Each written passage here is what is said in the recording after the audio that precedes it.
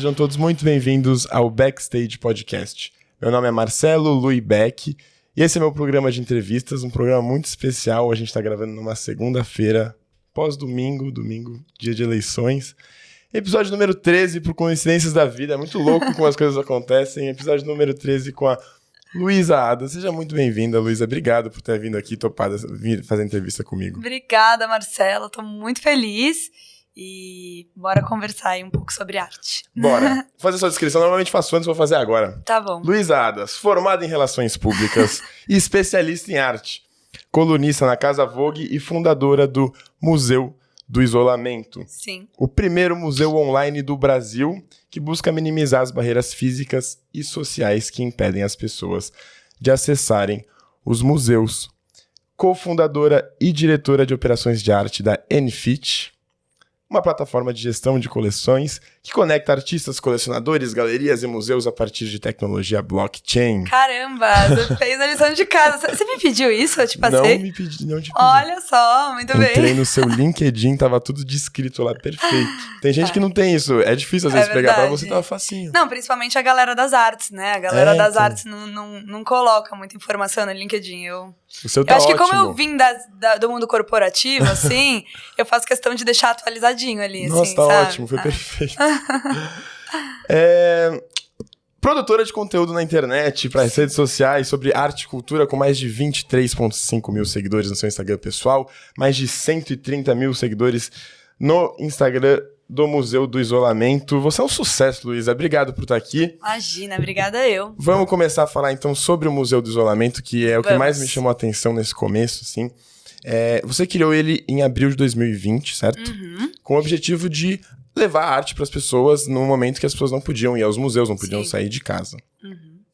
Hoje você se sente realizada com o Museu do Isolamento? Você tem 131 mil seguidores, mais de 1.500 artistas lá, hoje deve ser mais ainda que isso. Você está realizada com o seu projeto?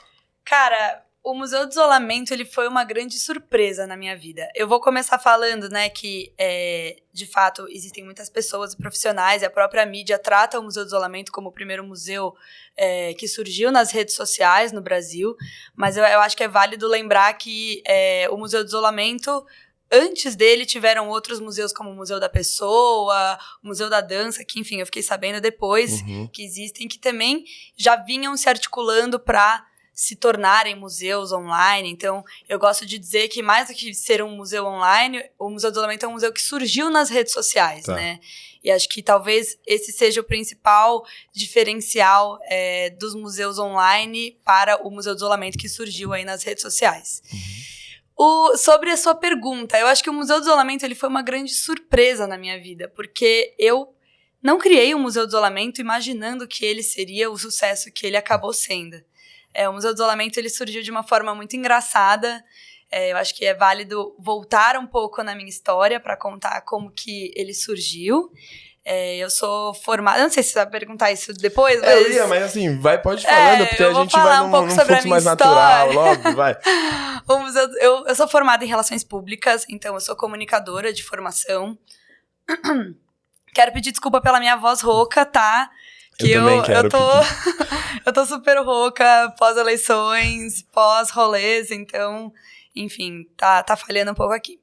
Mas, enfim, eu sou formada em Relações Públicas desde sempre, eu sou a criança de humanas que era apaixonada por arte, mas eu sempre fui, ao meu ver, muito melhor em comunicar as coisas do que em fazer arte. Então, meus pais sempre estimularam muito esse meu lado artístico. Então, eu fiz aula de canto, de piano, de violão, de pintura, de escultura, de cerâmica, de teatro, de tudo que você possa imaginar. Mas eu sempre, ao meu ver, era muito média em tudo, era mediana em tudo, muito boa em nada. Você gosta disso ainda? Você gosta de produzir arte, esse tipo de coisa?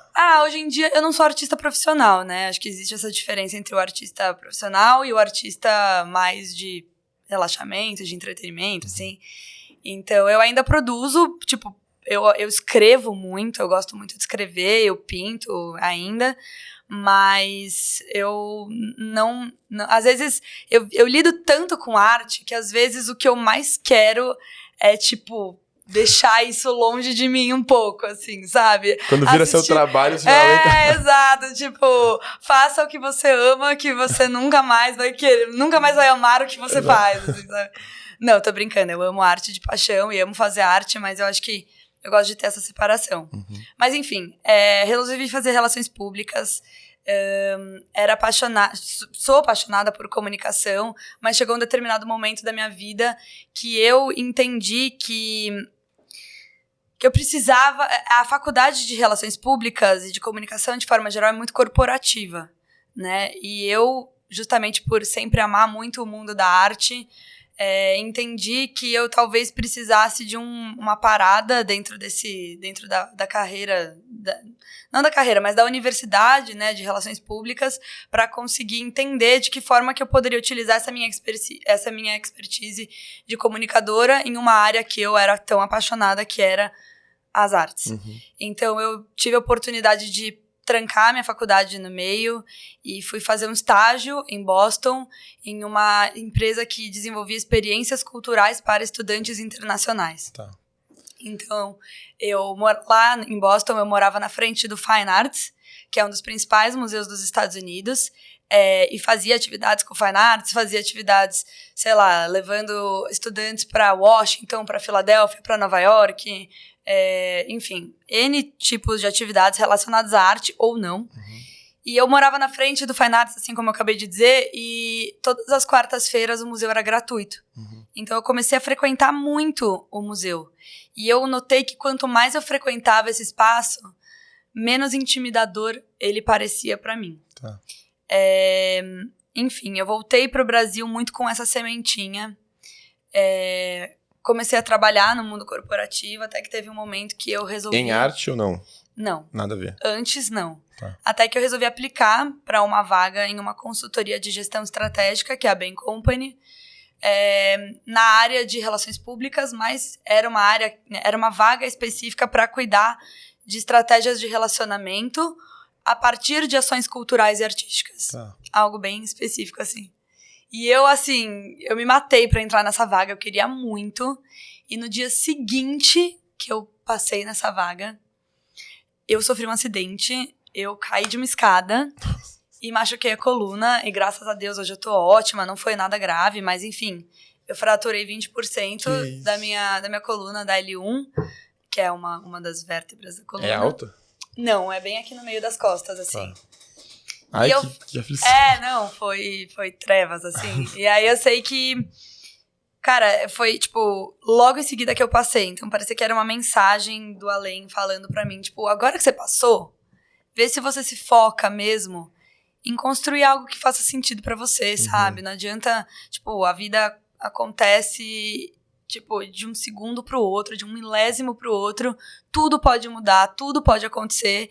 Então, se você não se propor a realizar os seus sonhos, ninguém vai fazer isso por você, sabe? Deu um clique, estalo, assim. E aí, quando isso aconteceu, eu já tinha uma página que eu compartilhava algumas obras de arte que eu fazia, algumas pinturas, enfim. E eu resolvi, eu pensei, né, poxa, por que eu não utilizo esse meu conhecimento sobre comunicação para criar exatamente essa ponte que eu vivi nos Estados Unidos, né, de sentir que o espaço museu era mais acessível para mim? Por que eu não posso criar, a partir da comunicação, ações que tragam a arte de uma forma mais próxima para as pessoas? E foi o momento que eu resolvi repaginar, né, essa minha conta no Instagram que eu tinha, que chamava Florindo Linhas. Que a ideia era florir as linhas do mundo.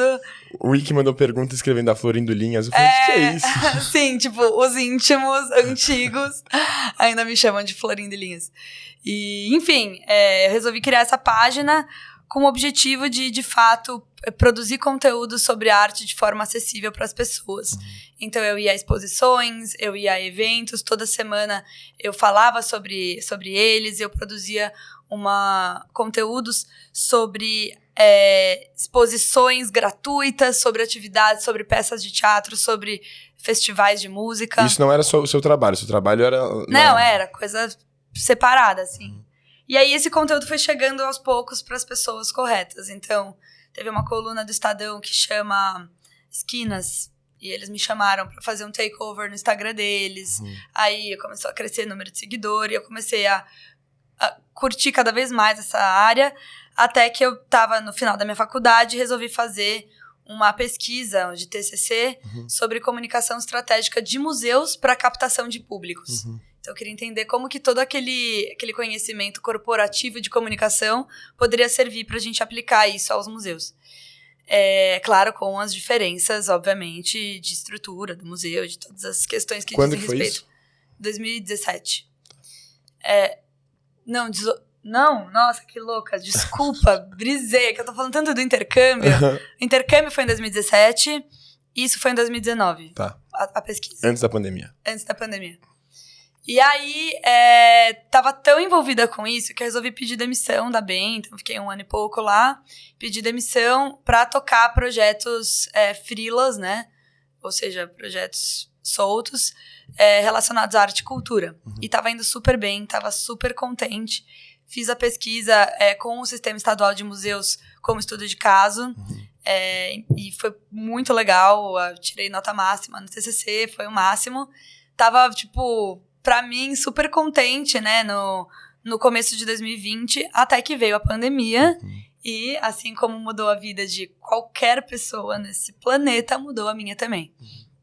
Perdi todos os meus jobs, e aí eu tava meio desolada, assim, tipo, puta, se tá, desculpa a palavra, se tá foda pra mim, que tenho todo o respaldo, né, dos meus pais, enfim, tenho os meus privilégios, imagina para as pessoas que trabalham com arte, que estão sofrendo com todos os cortes que o governo federal tá fazendo com as leis de incentivo e tudo mais. Tipo, pra mim já tá difícil, imagina pra essas pessoas, pra esses artistas independentes. E aí, depois de uma sessão de terapia, eu falei, cara, tipo, tem tantas iniciativas sendo desenvolvidas com o objetivo de aproximar as pessoas a partir da tecnologia nesse momento adverso, por que eu não posso criar um museu digital que aproxime as pessoas, né? Que se por um lado tem artistas produzindo coisas interessantíssimas relacionadas ou não à pandemia, porque tinha produções das mais diversas. Tem artistas produzindo e tem pessoas que precisam da arte como uma forma de refletir, de olhar o mundo, de pensar sobre o que está aí colocado pra gente. Por que a gente não pode ligar essas duas pontas? E eu pesquisei o domínio Museu do Isolamento e ele existia. E eu falei, putz, é um nome super marqueteiro, né? Não existia. Tá. É um nome super direto ao ponto, né? E eu resolvi criar o museu, e a ideia era que eu comecei fazendo uma curadoria minha, né, de artistas que estavam produzindo, então eu procurava esses artistas e entendia quais eram as pautas que eles estavam levantando, só que, tipo, em um período muito curto de tempo, as pessoas começaram a me procurar e não eu procurei Como elas. foi esse começo, assim? Porque você cresceu rápido, né? Teve uma... em abril de 2020 já tinha milhares de seguidores, assim. Como que foi esse começo pra dar esse boom logo de cara, assim? Olha, foi interessante porque eu acho que a própria forma de funcionamento do Museu do Isolamento propiciou com que ele se retroalimentasse. Então, a ideia era que, enfim, as pessoas me mandavam ou eu procurava artistas e compartilhava eles na minha página. Eles, naturalmente, queriam, tipo, falavam, putz, eu tô num museu. Eu tô no primeiro museu que nasceu nas redes sociais do Brasil. Tipo, o Museu do Isolamento. Então, eles compartilhavam a página, a publicação deles dentro do museu. E as pessoas que, né, antes da gente começar a nossa entrevista, a gente estava falando sobre falar sobre assuntos atuais. E eu acho que o Museu do Isolamento sempre teve essa vontade de não falar apenas sobre o isolamento social, mas falar sobre todas as pautas que estavam sendo discutidas naquele momento. Então, hoje em dia, eu digo que o Museu do Isolamento é o Museu dos Isolamentos. A gente fala sobre isolamento regional, isolamento econômico, isolamento de gênero, isolamento racial e tantos outros. Então, desde o início, o museu se estruturou dessa forma. Então, se a gente estava falando sobre... Se tinha algum assunto que estava sendo debatido na mídia, a gente falava sobre esse assunto e aí as pessoas compartilhavam. E isso fazia com que chegasse para outras pessoas começassem a seguir e compartilhassem, pudessem compartilhar. E outras pessoas queriam mandar suas obras para o Museu do Isolamento. Tá. Então, em 2 semanas de projeto, o museu tinha mais de 10 mil seguidores. E o Estadão fez uma matéria de capa, tipo, deste tamanho. Tipo, a arte no digital que vai unir o Brasil. Sei lá, falou alguma coisa dessas. E eu, tipo, meu Deus, o que tá acontecendo? Tipo, nunca imaginei, criei o projeto com esse intuito, sabe? Sim. E aí foi uma coisa muito natural. Eu acho que, mais uma vez, a gente tá falando sobre assuntos atuais e atuantes. Eram obras de arte atuais e atuantes sobre o que estava acontecendo no mundo. A mídia também divulgava muito isso. Então saiu na Globo, saiu na Veja, saiu na Band, saiu na Vogue, saiu na Marie Claire, na Glamour, na Folha, na CNN. Que isso? Saiu tipo em todos esses veículos de mídia, porque era algo de interesse público, sabe? Então eu acho que quando você fala, e acho que esse é o mágico da arte, né? A capacidade de sensibilizar e fazer a gente, né? Eu costumo dizer que a arte ela é uma lente pra gente enxergar a sociedade a partir de diferentes óticas. Eu acho que sem a arte a gente não tem a capacidade. Não tô dizendo que não tem, mas com a arte é muito mais possível a gente ter um olhar crítico e olhar situações a partir de outros pontos de vista do que sem ela, né? Ela tem a capacidade de, mais do que confortar, né? A gente fala, é a arte que conforta. Eu acho que a arte desconforta, ela tá aí pra dar umas porradas no nosso estômago, pra fazer a gente pensar sobre a sociedade, sobre os problemas, sobre as questões. É óbvio que ela também pode trazer abraços e momentos de conforto e de carinho, mas eu acho que a arte, pelo menos do Museu do Isolamento, ela serviu como uma forma da gente refletir realmente sobre o que estava sendo feito a partir do olhar do artista comum, né? Do artista independente, do artista do interior da Paraíba, de São Paulo, do artista consagrado até o artista que não tinha reconhecimento institucional nenhum. Então, acho que o Museu do Isolamento colocou os artistas no mesmo patamar, eu diria. Não é nem no mesmo patamar, mas deu chance para todos, assim. Exato. Tipo, tipo, a curadoria, ela era de todos para todos, assim, sabe? E acho que foi isso que fez com que o museu deslanchasse durante a pandemia. Então, sobre a realização, eu acho que aí o Museu do Isolamento começou naturalmente a me abrir portas profissionais, né? Então, a Bienal de São Paulo me chamou para ser embaixadora jovem. Você chegou a ganhar dinheiro com o museu nesse período? Sim, o Museu do Isolamento, assim, eu acho que eu trabalhei muito mais de graça do que recebi com isso, né? Porque, querendo ou não, toda a divulgação dos artistas, eu obviamente não cobro por nada disso. Então, eu trabalhei muito mais de graça do que ganhei. Mas, mais uma vez, o Museu do Isolamento, ele tem parceiros comerciais que fazem com que eu consiga continuar trabalhando com arte. Tá. Então, por exemplo, eu já desenvolvo projetos com marcas, né? Eu tenho parceiros que eu desenvolvo webséries com eles, que vão para o Museu do Isolamento, que vão para as minhas páginas nas redes sociais. O Museu do Isolamento conseguiu me abrir portas profissionais que antes dele eu não tinha essa oportunidade. Então, eu enxergo que o Museu do Isolamento, ele é primeiro de tudo, acho que uma realização pessoal, no sentido de que eu realmente acho que durante a pandemia a gente conseguiu acessar pessoas e dar visibilidade, né, para pessoas que talvez não tivessem essa possibilidade dentro daquela circunstância de se colocar para um número de pessoas tão grande quanto o Museu do Isolamento tinha de alcance. Então, eu lembro que tinha, sei lá, uma menina que tinha 100 seguidores e no dia seguinte que o Museu do Isolamento divulgou ela tinha 4 mil. Tinha saído, sei lá, em todos os veículos de mídia, a obra de arte dela, porque falava sobre o crime cometido do George Floyd, né? Enfim.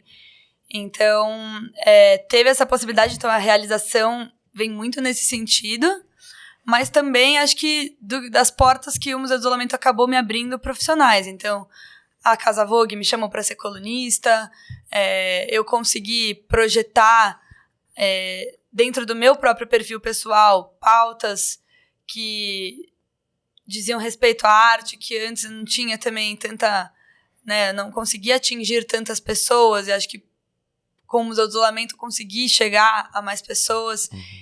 Hoje em dia o Museu do Isolamento ele cresce numa velocidade muito menor, o que já era esperado, porque acho que as pessoas não aguentam mais falar sobre a palavra isolamento. Pandemia, tudo que tá relacionado. Exato, a gente até perdeu alguns seguidores, assim, por conta essa vontade de parar de falar sobre esse assunto, assim. Eu acho que já era previsto dentro do nosso, né, do meu planejamento, esse decrescimento, desaceleração. Assim. Mas hoje em dia o Museu do Isolamento ele vai muito, né, muito mais ao encontro disso que eu acabei de falar, de falar sobre outros tipos de isolamentos que talvez em um espaço museal tradicional não tem ainda tanto espaço. Tá. Como é um museu online, ele permite que obras que talvez não pudessem estar no museu físico possam ser colocadas lá. Você consegue, assim, você tem na sua cabeça possibilidades de artes que podem estar no museu online que não podem estar, por exemplo, expostas na Bienal, por exemplo? Algo mais, sei lá, um vídeo pode estar por lá? Até onde as possibilidades de arte existem que podem estar nesse tipo de museu online? Eu acho que cada vez menos essas obras. Tipo, acho que antes existia uma barreira muito maior entre arte digital e arte de museu. Hoje em dia, eu acho que os museus estão caminhando no sentido de trazer muito mais diversidade de linguagem para esses espaços. Então, eu enxergo que as redes sociais e a internet são muito mais meios pelos quais a arte pode ser divulgada do que simplesmente a produção da arte ali colocada propriamente dita. Tá. Então, eu acho que hoje em dia, por exemplo, tem museus que já estão trabalhando com NFTs, tem, tipo, obras de arte que se relacionam, sei lá, existe um espaço do museu no metaverso que se relaciona com o museu físico. Então, eu acredito particularmente muito mais num cross dessas diferentes formas de expografia, de curadoria, do que em tratá-las de forma isolada, né? Tá. Museu digital e museu físico. Eu sou a maior defensora do mundo das experiências físicas. Tá. Eu nunca acho que um museu digital vai substituir o museu físico. E acho que as pessoas nem têm esse interesse. Acho que existia um desespero. No início, as pessoas me procuravam para falar, né? Nossa, mas o museu digital vai substituir o museu físico? Não, gente. As pessoas ainda querem ver a obra ali ao vivo. O físico, acho que essa pandemia provou pra gente que nada substitui o olho no olho, o contato físico, o olhar, ver a aura da obra de arte, ver o traço ali colocado, nada substitui. Então, acho que são coisas que vão trabalhar cada vez mais em conjunto e os museus já estão se articulando, as bienais, enfim, para trazer as artes digitais para dentro de seus espaços. Então, falando sobre esse novo tipo de arte, assim, como que você vê esse novo tipo de arte digital? Por exemplo, NFT é um tema que eu queria entrar, porque tem um pouco a ver também com o mercado de arte, né? Você trabalha numa empresa de blockchain, de arte, que faz coleções que estão salvas no blockchain para, enfim, ter as coleções salvas para sempre, eventualmente, para os artistas. Esse mercado de arte, ele tá em ascensão, assim. Sim. Como que você olha para essas novas possibilidades? O que você acha, por exemplo, sobre NFT especificamente? Tá. Sobre investir em arte, vale a pena? Como que tá esse mercado agora? Tá. Bom, eu vou começar pelo fim. Eu acho que cada vez mais o investimento em arte é algo discutido, valorizado e necessário para a diversificação de qualquer investidor ou pessoa. Eu acho que a arte ela tem a capacidade de valorizar, é um ativo de fato, que outros tipos de ativos, tipo, ela tem uma capacidade de valorização maior do que alguns ativos tradicionais de mercado financeiro, né, que já existem há um tempo. Eu acho que o que falta dentro do mercado da arte é a gente conseguir democratizar o acesso a esse tipo de investimento. Hoje em dia a gente olha principalmente o mercado de artes visuais como algo muito intangível, né? Só grandes famílias, grandes colecionadores tem a possibilidade de ter uma obra de arte. E eu acho que vem sendo discutido dentro dessa conjuntura nova, que inclusive as NFTs, enfim, já vou falar minha opinião sobre isso, vem pensando que eu acho que é um caminho cada vez mais sem volta. A NFIT, que é a empresa que eu faço parte, que eu sou diretora de curadoria, de operações de arte, a gente vem tentando pensar de que forma que a gente pode realmente trazer a arte, né, como uma possibilidade, um ativo financeiro que pode ser investido pelas pessoas.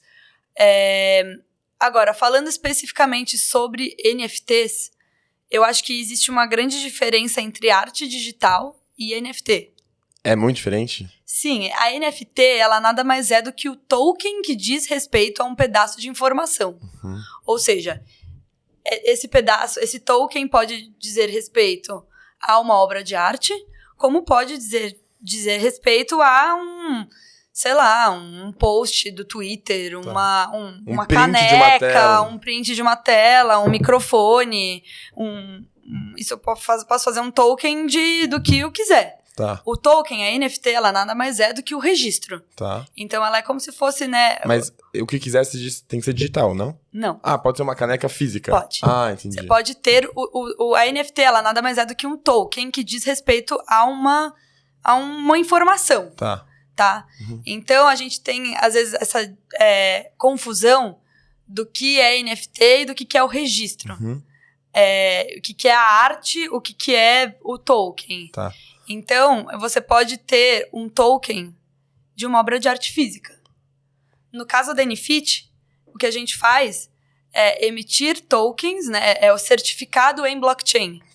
Então, a gente não dá autenticidade para essa obra de arte, a menos que o colecionador ou o artista tenham como comprovar a autenticidade daquele pedaço. Que a gente faz simplesmente é o registro em blockchain. Tá. Então, eu acho que, assim, cada vez mais na arte, por questões logísticas, por questões de segurança, de rastreamento, por N benefícios, é interessante para a arte a gente ter a NFT. Então, seja para o mercado da arte digital, como a gente viu, o Beeple, ou então... Beeple são os macacos, né? Não, Beeple é aquele que é uma obra de arte com várias fotografias que um artista fez. Eu não conheço. Mas tem o dos macacos também. Enfim, existem formas, né? Eu acho que as NFTs, elas vêm muito mais para, primeiro, registro, tá? E, em segundo lugar, para, de fato, pensar em novas formas de comercialização e também de investimento em arte. Uma coisa que eu não consigo entender direito de NFT, aí você me explica. Eu não sou especialista em NFT, tá bom? Pelo amor de Deus, eu sou especialista em arte. A parte de tecnologia eu não sou das melhores. Só pra fechar, então, esse assunto de NFT. Que, assim, por que eu compraria uma NFT se ela não é exclusiva, se a arte que tá ali não vai ser exclusiva pra mim? Tá, vamos lá. Eu acho que, assim, existe, de fato, essa questão da aura, da obra de arte, de você ter só você, a obra, na parede da sua casa. Mas vamos entender uma coisa. Quanto mais um Van Gogh é visto, mais ele valoriza. Então, a lógica também, né?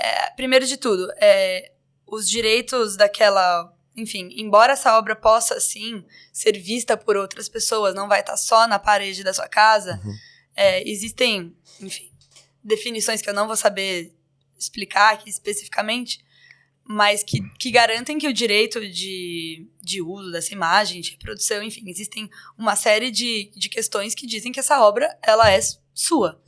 Claro, as pessoas podem ver e tudo mais, mas se alguém quiser utilizar ela numa propaganda, por exemplo... Não vai poder? Ela vai ter que pedir autorização pra você, entendeu? Então, existem pessoas que, tipo, por exemplo, em bancos de imagem, estão fazendo isso.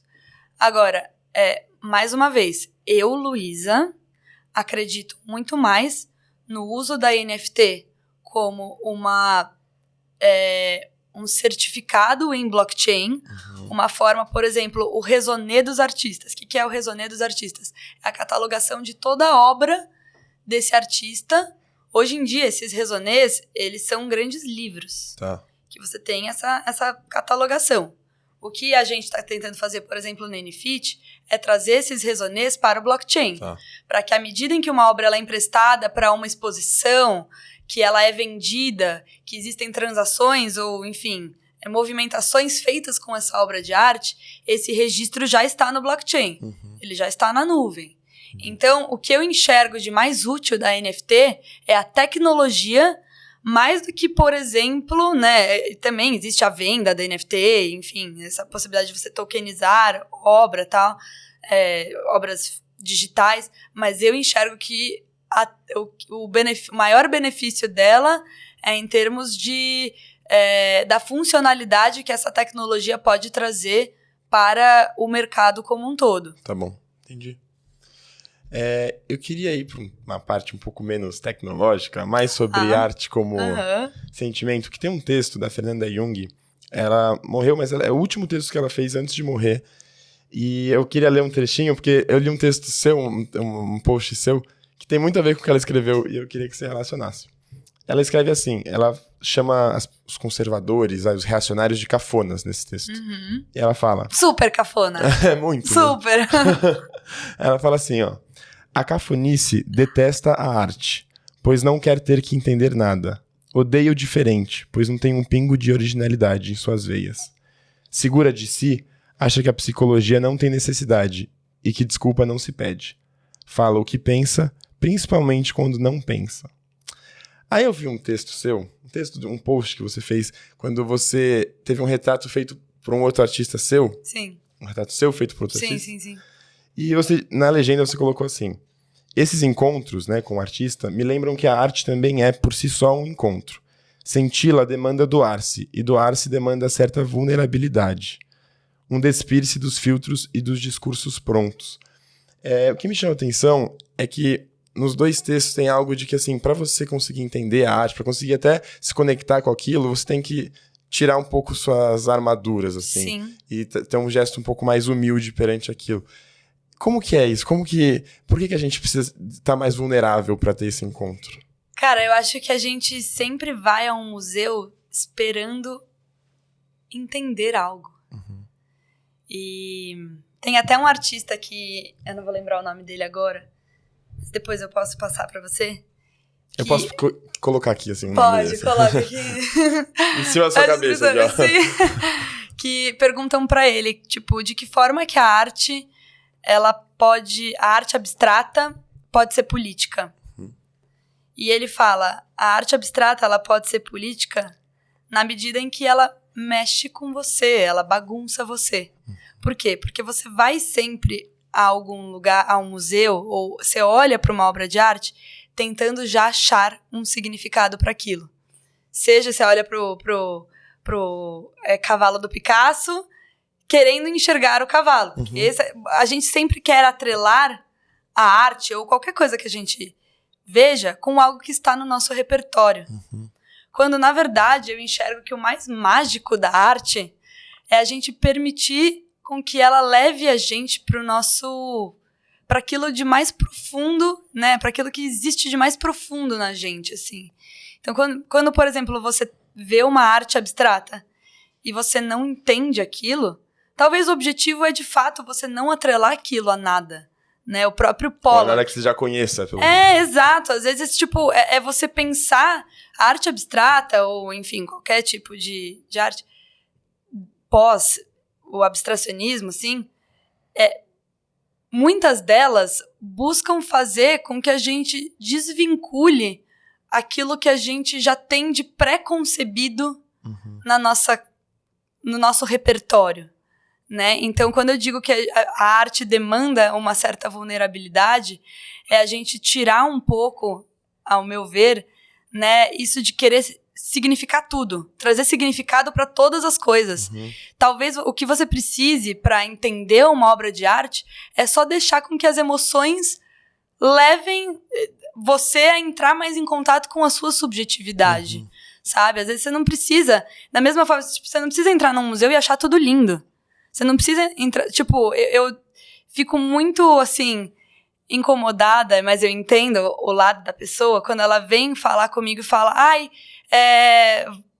desculpa, eu não entendo nada de arte. Inclusive, quando eu te chamei pra cá, eu falei com os amigos e teve gente que falou assim, não entendo nada, vou ouvir o podcast pra entender um pouco mais. Você não precisa, tipo, é claro que assim, você ter repertório, você entender de história da arte, você conhecer a história do artista, vai te dar ferramentas pra você entender o motivo pelo qual ele fez aquilo. Mas eu acho que uma das coisas mais interessantes da arte é quando você também permite com que ela te leve, você tire essa amarra do que é bonito, do que é feio, do que é bom, do que é ruim, do que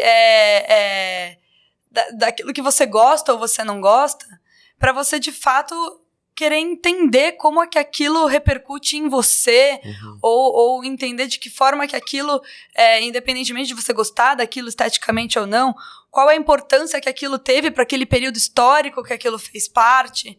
Então, eu acho que você entender a arte, ao meu ver, parte um pouco dessa, né, você se aprofundar no entendimento de uma arte, passa por isso de você também se desprender das coisas, desses julgamentos de valor, sabe? Eu acho que a arte, mais uma vez, eu falo da arte abstrata porque as pessoas têm um pouco esse preconceito com a arte abstrata. As pessoas olham, de repente, para uma arte no Renascimento e fala, tipo, nossa, isso é arte, mas vê uma obra, sei lá, de um artista, o Pollock. Mas meu filho poderia ter feito isso, mas não fez. E não fez nesse contexto histórico, e não fez dentro dessa conjuntura, e não quebrou paradigmas, não existia aquilo antes, aquilo não era considerado arte. Ele foi lá e fez parte de um contexto histórico, ele quebrou barreiras, ele quebrou paradigmas, que fez com que outras formas de expressão pudessem ser abraçadas por essa classe artística, por essa classe intelectual. Então eu acho que entender a arte passa um pouco por isso de você se desprender daquilo que você tem pré-concebido dentro do seu repertório. E é nessa medida em que a arte abstrata, por exemplo, pode ser política. Ela bagunça com as nossas referências, ela faz com que a gente olhe para aquilo e não entenda aquilo e se ache um idiota porque não está entendendo aquilo, e talvez o objetivo é, de fato, não atrelar aquilo a nada. Eu adorei que você falou que meu filho poderia ter feito aquilo, mas ele não fez. Porque quando você vai no museu, às vezes você não tem a dimensão de que o cara fez isso em 1945, depois da guerra. É isso. Tipo, esses dias eu tava vendo um vídeo, inclusive, esqueci o nome do artista. É o cara que pinta telas azuis gigantes. Yves Klein. Ele mesmo. E aí eu tava vendo um vídeo que era a gente reclamando dele, falando, pô, eu faço tela azul. E aí alguém rasgou, tipo, fez um atentado contra uma pintura dele e tentaram recriar.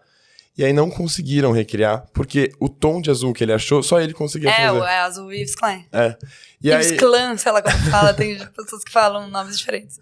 Então, e aí eu falei, nossa, quando você vai no museu, eu não teria a menor noção disso. Seria um azul que eu acho que, tipo, não, eu ia pegar uma tinta e fazer, ia pintar tudo e ia ficar tudo igual. E é muito louco, porque acho que as pessoas têm alguma vontade, principalmente os cafonas, têm alguma vontade de tirar o valor de coisas porque eles não entendem o valor das coisas, né? Eu concordo. E eu acho que talvez aí esteja o erro que eu acho que está sendo cada vez mais corrigido dos museus. Eu acho que existe um problema curatorial,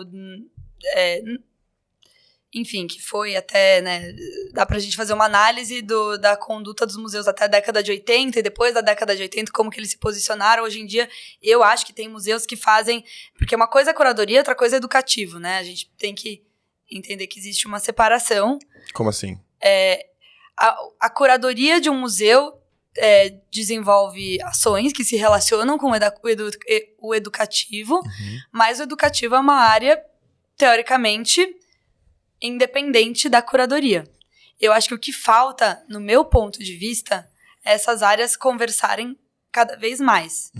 Então, quando você vai num museu, eu acho importante, claro, mais uma vez, eu acho que é importante a gente se deixar levar pela nossa subjetividade, por aquilo que a gente sente. Então, por isso que eu não acho que tudo tem que estar com o texto hiper mega blaster definido, escrito ali, tudo mastigado, porque eu acho que muitas vezes, quanto mais mastigado, menos abertura para a subjetividade, para a gente imaginar.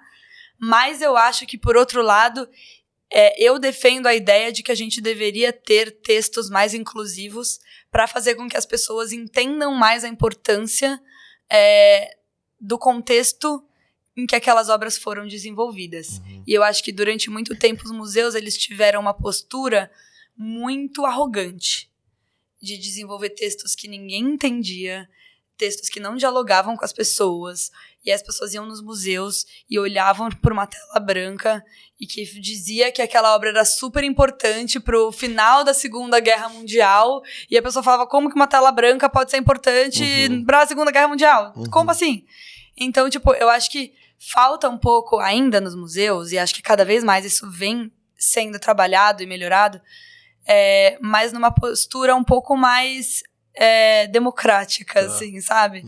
De explicar, por exemplo, o porquê que o azul do Yves Klein é o azul Yves Klein, e por que ele é tão revolucionário, e por que esse artista fez o que fez. Então, eu acho que tem um pouco isso. As pessoas, elas não entendem, não também porque elas são burras, porque a informação não tá ali também colocada para elas entenderem. Sim. Quando eu fiz intercâmbio na Europa há um ano atrás, e lá a relação com o museu é muito diferente do que a gente tem aqui, ainda mais turistão, né? Lá eu fui um monte de museu, eu volto pra cá, não vou em nada. E aí eu lembro que eu tava lá, e aí eu ia no museu e eu mandei uma mensagem pra uma amiga minha que faz faculdade de artes, e eu falei assim, me explica um pouco antes, tipo, sobre esse museu, o que vai ter lá, pra me esperar. Aí ela falou assim, Marcelo, não vou te explicar nada. Você vai, o museu vai te explicar, pô. Você vai entrar, vai estar lá, esse artista, o que esse cara fez, o que esse cara fez. Você é capaz de entrar no museu sozinho e aproveitar o museu.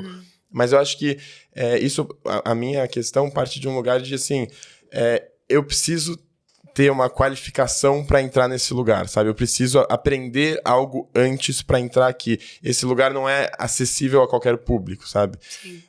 Hoje, você acha que é assim mesmo ou você acha que já tá um pouco menos difícil, de aproveitar um museu, talvez? Eu acho que... Poxa, essa é uma excelente pergunta, porque eu acho que isso entra em recortes de bolhas. Então, eu acho que, por exemplo, se para você um museu é algo distante, imagina para uma pessoa da periferia. Existe uma pesquisa do J. Leiva, que é um instituto, um cara, João Leiva, e ele criou uma pesquisa de cultura no Brasil, e eu não vou saber dizer os dados exatos, então me perdoe caso eu esteja falando o dado incorretamente, mas enfim, não importa o valor nem nada, o que importa existe essa pesquisa que diz que as pessoas muitas vezes, os museus, na verdade, melhor dizendo, a maior parte deles tem gratuidades em todos os seus... nas semanas, enfim. Mas as pessoas... o que impede as pessoas de acessar esse lugar não é o preço, necessariamente. Elas, na verdade, enxergam que esses lugares são lugares caros, né? Lugares distantes, lugares elitistas. Então, eu acho que deve existir um trabalho cada vez maior, e espero eu que nos próximos anos, cada vez mais com os apoios dos governos, com o envolvimento das secretarias de cultura, com as escolas, com o Ministério da Educação, a gente precisa mostrar que esse lugar é um lugar de todos. Eu acho que se para você existe essa separação, para uma pessoa muitas vezes da periferia, ela não enxerga nem que tem uma pessoa preta na obra de arte, como que ela vai enxergar que ela pode ocupar esse espaço, se não tem obras de arte que mostrem ela ali representada. Por isso a importância dos museus trazerem curadorias mais inclusivas. Então, por exemplo, teve uma exposição que acabou de encerrar agora no MASP, do Dalton Paula. O Dalton Paula é um artista maravilhoso, incrível, tem obra dele no MoMA, em muitos lugares. E ele... Brasileiro. E ele é um artista que ele fez uma exposição ele pintou figuras negras históricas importantes que nunca tiveram representação em uma obra. Acho que eu vi um post seu sobre isso. Você fez. E qual a importância de você ter uma obra dessa, numa exposição dessa no museu? As pessoas se veem representadas, as pessoas, né, ainda que seja o MASP, ainda que existam muitas barreiras que separem as pessoas desse espaço, existe uma necessidade, ao meu ver, cada vez maior da gente atrelar a realidade das pessoas brasileiras, no nosso caso aqui falando, da realidade, né, as obras de arte à realidade das pessoas. Então, você fazer uma curadoria inclusiva, você ser um museu inclusivo, passa também pelo lugar de você entender, né, a sociedade e de que forma que você pode apresentar obras de arte de uma forma que vai fazer com que as pessoas se vejam ali representadas. Entendeu? Então, eu enxergo que você vai conseguir entender que o museu ele é um espaço para você a partir do momento que você enxergar que, de alguma forma, aquilo dialoga com a sua vida. Se você não entende, sei lá, você vai num museu na Itália e nada daquilo diz respeito à sua vida, é óbvio que você vai entrar e sair de lá sem entender nada, e é isso aí. Agora, a partir do momento que você entende que aquilo, de alguma forma, dialoga com a sua concepção de mundo atual, que é essa obra da Itália, eu tô falando da Itália, tipo, você falou dos museus europeus, mas a partir do momento que você entende que aquilo faz parte de um contexto histórico e que hoje nós somos resultado desse contexto histórico que foi construído até então, mais você vai entender a importância de você ocupar esse espaço mesmo sem ter esse conhecimento acadêmico, entendeu? Então, eu acho que você vai se sentir confortável em ir ao museu cada vez mais a partir do momento em que as curadorias e os textos e as expografias e o educativo conseguir trazer você para esse lugar. Falando sobre isso, assim, sobre essa vontade de frequentar mais o espaço, eu queria fazer uma pergunta pessoal para você. Assim, em que lugar a arte entra pra você? Na sua vida? Tipo, você já falou bastante, mas assim, mais especificamente, quando você entra num museu que você gosta muito, por exemplo. Isso entra como? Como um lugar que você se diverte, um lugar que você pensa sobre você, que você sente coisas? Aonde que entra a arte na sua vida pessoal, assim? Muito interessante essa pergunta, nem nunca me fez essa pergunta. Eu acho que entra em 2 lugares. E eu acho que cada um desses lugares, ele é ocupado de acordo com o mood do meu dia, assim. Então, em São Paulo, especificamente, eu olho a minha ida aos museus, às exposições, de uma forma muito profissional, porque eu trabalho com isso. Então, eu olho sabendo que eu preciso... Tipo, eu estudo antes para não perder tempo. Infelizmente, isso é uma realidade. Pra não ficar lá à toa, né? Porque eu preciso ver muita coisa, né? Tipo, eu tenho muita exposição, tenho muita galeria. Todo final de semana tem alguma abertura. Eu tenho que estar atenta a tudo. Não existe eu não ir a uma exposição do MASP, por exemplo. Não existe essa possibilidade na minha profissão. Eu falo sobre isso, eu preciso entender. Profissão, assim, como produtora de conteúdo, é isso? Como produtora de conteúdo, como diretora de curadoria da NFIT, eu preciso estar atenta a quais são as pautas que estão sendo discutidas, como produtora de conteúdo para as marcas que me procuram para falar sobre arte, como profissional de forma geral. Agora, existem dias, e aí eu acho que por exemplo, eu acho que quando eu visito um acervo, é muito diferente de quando eu visito uma exposição. Eu vou explicar a diferença dos dois. A exposição, ela é essa exposição itinerante, então, ou de curta duração, não necessariamente itinerante, né? Mas de sei lá, duração de 3, 4 meses, que aí eu acho que eu vou muito mais no sentido de entender quais são as pautas, quem é o artista que está sendo discutido e tudo mais. Mas, por exemplo, quando eu vou visitar uma coleção de um museu, ou seja, as obras que são fixas ali, eu acho que eu vou um pouco mais tranquila. Tipo... Com menos obrigação. Com menos obrigação, porque tá ali fixo e eu acho que eu me deixo levar mais pelo... Não sei, pelo seu sentimento. Exato. Isso é óbvio, tem exposições que, dependendo do artista, demandam... Acho que quanto menos figurativa a arte, mais eu tento deixar a minha subjetividade me levar nessas exposições, porque tá menos mastigado ali pra mim. Então eu preciso dar uma desligadinha na chavinha e deixar eu sentir o negócio. Mas acho que, por exemplo, quando eu tô viajando, eu acho que... E aí eu visito essas coleções fixas. Então, Museu do Prado, d'Orsay, Pompidou, essas assim. Eu acho que aí eu me deixo levar mais, sabe? Eu não sei se é uma chavinha, mas existem essas duas Luísas. A Luísa profissional e a Luísa que sente. E eu costumo dizer que você olhar arte é igual você ir na academia. É um exercício. Então, quanto mais você olha a arte, mais você ocupa esse espaço, o museu, mais você condiciona o seu olhar a enxergar coisas que antes você não enxergava. Então, também tem isso, assim, às vezes eu vou numa exposição com um olhar profissional, mas querendo ou não, o olhar da subjetividade já tá um pouco incluso ali de tanto que eu vou nesse lugar. Então, eu acho que uma coisa, ela meio que contamina a outra também, sabe? Sim. Eu não sei se eu te respondi. Respondeu, gostei, tá ótimo. Você falou de exposições que você sente mais isso e outras que menos. Tem alguma exposição, algum museu que você lembre que tenha te tocado mais, assim, que tem uma memória especial com?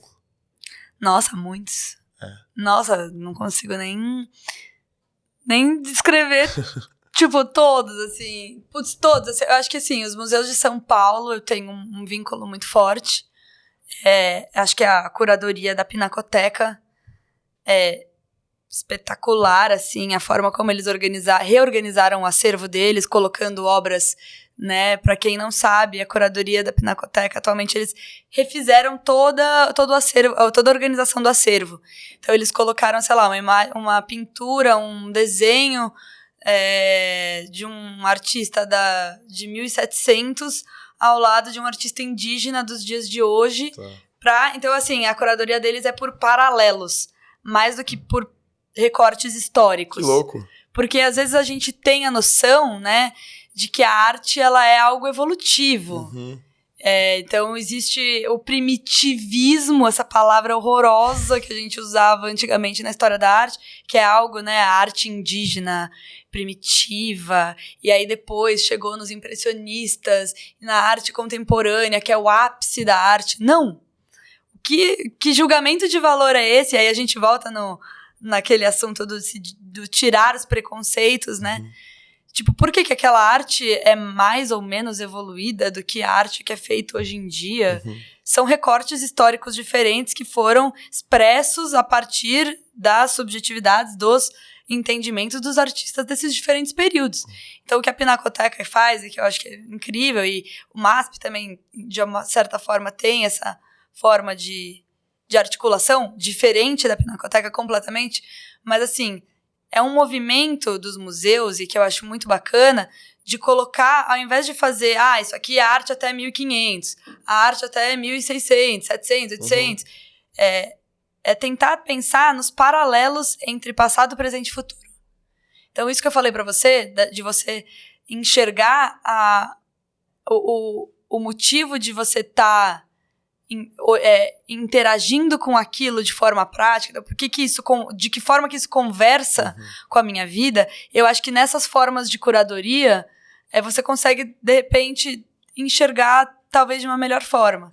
Então, você enxergar uma obra do passado em contraponto com uma obra atualmente faz você conectar as duas coisas. Eu achei muito legal isso. Eu não sabia que era assim. Fica o convite. Assim, óbvio, mais uma vez, isso é uma forma de apresentação. Existem museus espetaculares que fazem recorte por período, por época, e que fazem uma curadoria maravilhosa. Mas eu acho que, atualmente, a Pinacoteca tem sido muito feliz no sentido de fazer, trabalhar as salas, né, não por períodos históricos, mas por recortes. Então, tem Corpo e Cidade, tem, sei lá, o Ateliê dos Artistas, tem representação por retratos. Então, você vê um retrato do Cícero Dias junto com um retrato do Flávio Cerqueira, que é um artista contemporâneo, não retrato, mas cultura dele, mas que representa um retrato. Enfim, existem essas relações que eu acho que tem me tocado muito particularmente, assim, sabe? Entendi. A gente tá chegando meio no finalzinho já. Passa rápido, né? Nossa, sim! É que eu também falo muito, né? Ai, meu Deus. Nossa, mas passa rápido. Eu fico pensando em um monte de coisa pra falar. A conversa vai surgir, é muito legal. A gente faz um 2.0. Exato. eu vi um post seu que você fala sobre o Cildo Meirelles, que na época da ditadura militar fazia escrevia em garrafas de Coca-Cola com silkscreen, que chama? Sim. Mensagens contra a ditadura, ele fazia até receita de coquetel Molotov nas garrafas de Coca-Cola recicláveis, né, que iriam voltar a circular, e aí quando tava vazia não dava pra ver porque era invisível, quando enchia de Coca-Cola, o preto fazia o contraste com o branco. E aí, Inserções em circuitos ideológicos, chama essa obra. Inserções em circuitos ideológicos. E eu achei muito legal, porque é uma obra de arte crítica que tá no meio das pessoas. As pessoas compram uma Coca-Cola, vai ver uma obra de arte, não vai ter que ir até um museu, né? Ela vai estar ali. Mas, ao mesmo tempo, diz uma relação muito forte com o período que tava vivendo ali. Pra você, assim, eu sei que é uma pergunta muito difícil, tá? Mas essa aqui é muito ampla e tal. Vamos ver, se eu souber responder, eu respondo. Não, mas, assim, essa é uma obra crítica. Existem obras que não têm uma função crítica, que é uma obra, enfim, porque é pra ser bonita, enfim. Tem gente que fala, a obra tem que ter um potencial crítico ali, tem que dialogar com a sociedade. Tem gente que fala, a obra não deve ser crítica, né? Tem que ser o mais bonita possível. Sei lá, Hitler queimou tudo que podia ser feio, né? Pra você, assim, a arte pode ser o quê? Pode ser tudo, pode ser... Tem que ser crítica, não tem que ser crítica, tem que dialogar com a sociedade, não tem que... Até onde vai, assim? Eu acho que essa discussão da arte esteticamente não necessariamente agradável, ela é algo pós-moderno, né? Pós-impressionistas, enfim. Eu acho que hoje em dia a gente tem uma concepção de arte que nos permite abraçar diferentes formas de expressão. Então você pode ter uma obra de arte que seja meramente estética, assim, bonita de ser observada, que tem uma técnica muito bonita e tal. Mas existe a obra de arte, os que tinha aqui, só as plantas. que trazem esse viés, né, mais crítico. Eu particularmente entendo que a arte, ela tem a possibilidade de ser muitas coisas. Eu não acho que tudo é arte, porque arte é arte. A arte é uma forma de expressão que pode ser feita a partir de diferentes linguagens, mas que tem esse propósito de servir, de ser arte. Então, por exemplo, o que difere, por exemplo, né, existem pessoas que falam a moda é uma forma de arte. Pode ser, mas a arte ela não tem necessariamente o objetivo de ter uma utilidade. A moda, tipo, é uma coisa que você veste, você tá ali colocado. Então, assim, a arte, ela tem essa possibilidade de ser muitas coisas, principalmente nos dias de hoje. Não acho que tudo é arte, mas eu acho que a arte pode ser tudo. Tipo... Quando você se propõe a fazer arte, você pode abrir um mundo muito grande, mas necessariamente tudo vai entrar nesse mundo. Exatamente. Então eu acho que assim, existem, por exemplo, peças de roupa que podem ser consideradas arte. Né? Existem os parangolés, por exemplo, do Hélio Oiticica. Os neoconcretistas, que foram um movimento no Brasil de artistas, eles visavam minimizar as barreiras que existiam entre arte e vida. Então, por exemplo, uma das coisas que o Hélio Oiticica fez são os parangolés, que eram nada mais, nada menos do que peças que ele colocava e que, quando em movimento, eram as obras de arte. Então, eu acho que é um pouco isso, assim, a arte ela não é uma técnica. A arte, ela não é simplesmente uma forma, uma linguagem. A arte, ela pode ser expressa a partir de técnicas e linguagens. Entende? Nossa, ótima resposta, adorei. Terminando, então, eu tenho umas perguntas mais rápidas. Também tem gente que fez pergunta no Instagram que eu coloquei lá pra fazer a olha só! A Catarina Sua perguntou se você tem indicações de livros e podcasts ou conteúdos sobre arte pra quem quer entender um pouco mais sobre o assunto. Meu Instagram. Daquelas, tô brincando. Luisa.adas com Z. Exato, Putz, livros. Eu acho que o livro mais básico atualmente, né, de história da arte, pra quem quer começar, é o livro do Gombrich, que se chama, prepotente esse nome, História da Arte. Caraca. Mas ele é um livro que ele é meio bibliografia básica para você entender a história da arte ocidental, tá bom? Óbvio que eu tenho milhões de críticas, porque a gente acaba, né, hoje em dia a gente tem vários questionamentos sobre arte decolonial, arte na América Latina, e esse é um livro que fala especificamente sobre, né, o recorte de história da arte ocidental, mas ele é um livro meio bibliografia básica, então eu iria por ele. Tem livro da Graça Proença também, que se chama... Eles são muito criativos, os autores. Se chama História da Arte também. É mesmo nome? Tem a página da Vivi Villanova, que é uma amiga minha, que o nome do YouTube dela é Vivi Eu Vi. Ela bom faz... nome. Muito bom. Muito bom. Ela é maravilhosa, ela, enfim, faz vários vídeos explicando sobre artistas, sobre períodos. Então, também é uma forma de você se informar, caso você não goste tanto de ler, mas queira saber mais sobre arte.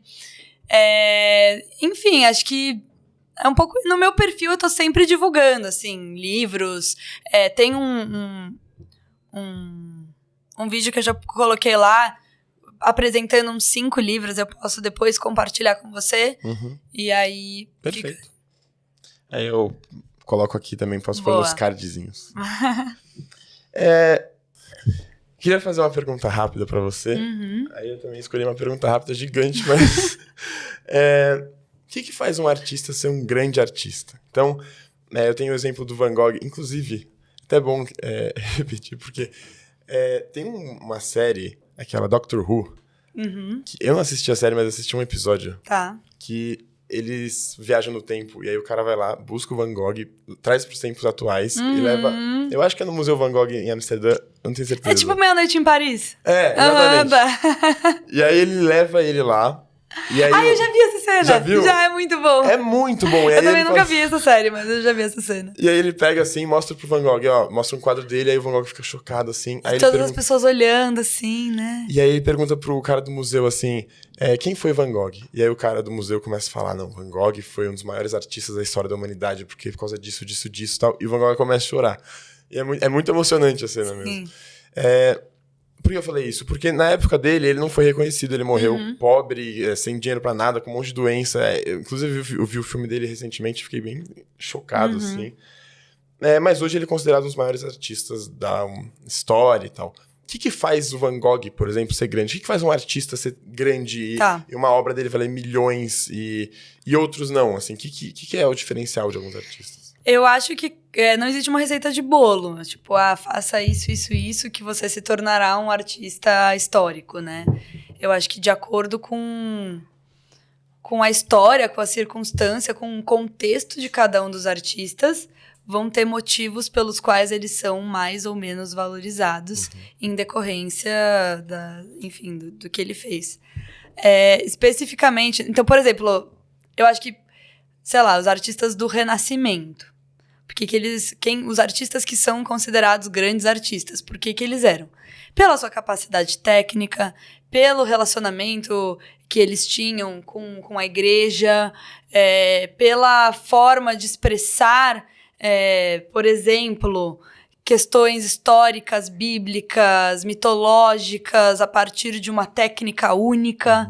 Então, existem diferentes motivos. No caso do Van Gogh, por exemplo, ele é um artista extremamente relevante porque a partir dele, né, antes dele, a forma de se fazer arte, ela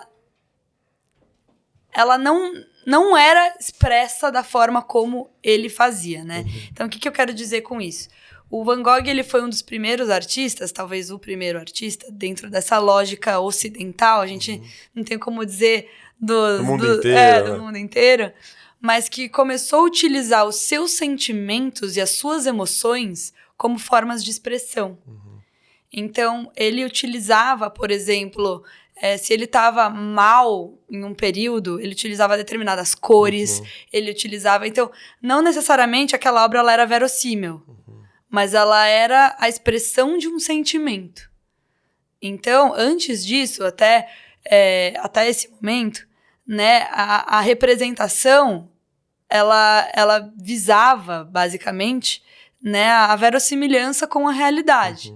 Ou então, por exemplo, os impressionistas, eles, embora trabalhassem não necessariamente com a verossimilhança, porque, por exemplo, não necessariamente uma árvore é roxa, mas eles pintavam ela roxa. Por quê? Porque era muito mais, o objetivo deles era muito mais registrar os efeitos de luz natural sobre determinada cena, né? Tá.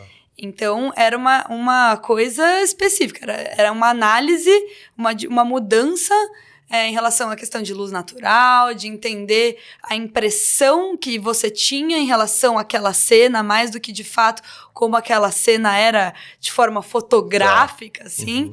Mas o que muda no caso do Van Gogh, né? Eu não sou especialista em Van Gogh para falar disso, mas entendendo sobre história da arte, eu posso afirmar que ele foi o primeiro artista que, assumidamente, né, utilizava essa questão que eu falei tanto da subjetividade, do se deixar levar pelas emoções.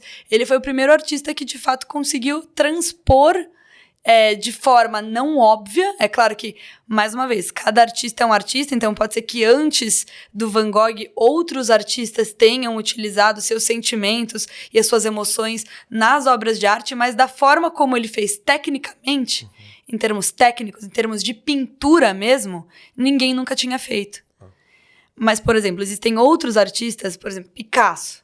Por que ele é um artista tão reconhecido, tão valorizado? Porque ele mudou a forma como a gente enxerga, né, a representação propriamente dita. Então, se antes a gente enxergava as coisas de uma forma, né, como eu posso dizer, tridimensional no sentido da pintura, ele começou a fazer recortes de formas geométricas para representar determinadas cenas.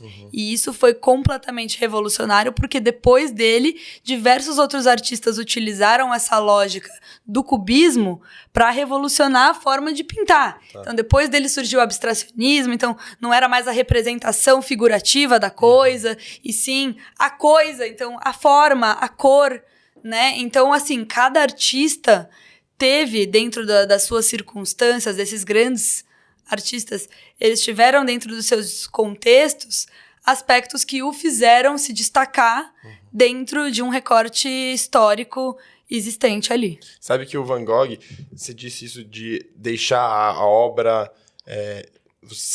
deixar você se sentir pela obra. Então, não necessariamente você ficar pesquisando o que é aquilo, mas olhar e ver que sensação ela te passa. O Van Gogh é o que eu mais sinto isso, assim. Sim. Tem uma obra dele que ele faz pro sobrinho dele, que é aquela árvore azul. Sim, é assim. Maravilhosa essa obra. Aquilo assim, além de ser lindo, tipo, eu ficava imaginando da relação dele com o sobrinho, e aí, tipo, aí você olha, tem as pinceladas ali. É difícil de descrever realmente, tipo, o que você sente, assim, mas eu vi essa obra no museu dele e eu fiquei chocado, assim, eu lembro de ficar... de tirar o fôlego, assim. A obra mais famosa dele, né, que é A Noite Estrelada, que tá lá no MoMA, é uma cena real, aquela cena existe, mas ele não estava olhando aquela cena aquela cena não, né? Aquela paisagem, melhor dizendo. Aquela paisagem, ela existe em Saint-Rémy, que era o lugar que era o hospital psiquiátrico dele, o hospício lá, que ele ficou. Mas ele não fez aquela cena olhando para aquela cena. Era muito mais uma representação de como ele se sentia naquele lugar. Que louco. Então, né, é um pouco disso, assim. Essa questão de você não precisar olhar necessariamente para representar de que forma que você se sente diante daquilo. Querendo ou não, ele tá demonstrando, ele tá pintando uma realidade, né? Só não é uma realidade visível. Isso, é uma realidade dele que ele tá vivendo. Né? Exato, e isso abriu portas para que os artistas posteriores a ele pudessem utilizar essa forma de pensar para produzir as suas obras. Então, é um pouco por aí. Para terminar, tem uma pergunta do Iki Langsarix. Ele perguntou como que funciona a curadoria do Museu do Isolamento. E aí eu já adiciono, se tem alguma obra ou algumas obras que você pode falar que são marcantes para você do museu, se você lembra. Bom, eu vou ser bem rápida aqui, já que a gente está terminando. A curadoria do Museu do Isolamento, ela visa incluir obras de arte que dialoguem de alguma forma com esses diferentes tipos de isolamentos que existem no Brasil. Então, se um artista faz parte de um isolamento, essa obra faz sentido para o museu. Se essa obra fala sobre algum tipo de isolamento, essa obra faz sentido para o museu. Então, a gente tenta olhar, principalmente, quais são as pautas que estão sendo discutidas atualmente e quais são as obras que, de alguma forma, se relacionam com essas pautas, mas também qual é o contexto em que essas obras estão colocadas, ou seja, esses diferentes isolamentos, quem são esses artistas, para que a partir disso a gente coloque. Sobre obras marcantes, eu acho que a obra mais marcante foi essa que eu falei no começo do podcast, de uma menina que ela era do interior da Paraíba e que ela fez uma imagem durante o... Eu posso mandar também pra você? Manda. Eu posso colocar ela aqui do lado? Sim. Está aparecendo em algum lugar. Com os aí. créditos, óbvio. Claro. Mas foi uma obra muito marcante, assim, porque eu acho que eu consegui, de fato, né, o Museu do Isolamento conseguiu não apenas falar sobre um tipo de isolamento, que era a questão, né, da racial, né, do preconceito, mas também conseguiu trazer uma artista que também vive um isolamento artístico que estava ali colocada. Então, acho que foi muito marcante. Hoje em dia, essa artista é maravilhosa e mesmo sem o Museu do Isolamento, ela com certeza faria sucesso. O Museu do Isolamento foi só uma coisa pequena, mas que me marcou, né? Então, acho que tá ótimo. Luísa, muito obrigado. O que você achou dos meus quadros? Você gostou deles? Eu adorei! Depois eu vou te chamar pra fazer uma curadoria pra colocar mais, que tem muita parede ainda aqui. Tem muito artista independente no Museu do Isolamento. Tem muito artista independente no Museu do Isolamento que a gente pode popular essa parede. Vamos fazer. A ideia aqui era ela colocar coisas preto e branco. Não, mas dá. Mas aquela ali, ó, aquela parede verde, tem um monte de coisa pra pôr ainda. Tá possível. Te ajudo, claro, óbvio. Perfeito.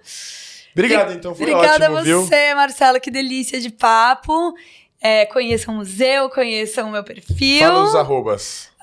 @luisaadas, luisa.adas. Luisa.adas. E Museu do Isolamento. E é isso, muito obrigada. Obrigado eu. Gente, se inscrevam no canal, curtam, compartilhem. Sim, né? E vamos fazer a palavra da arte chegar para mais pessoas.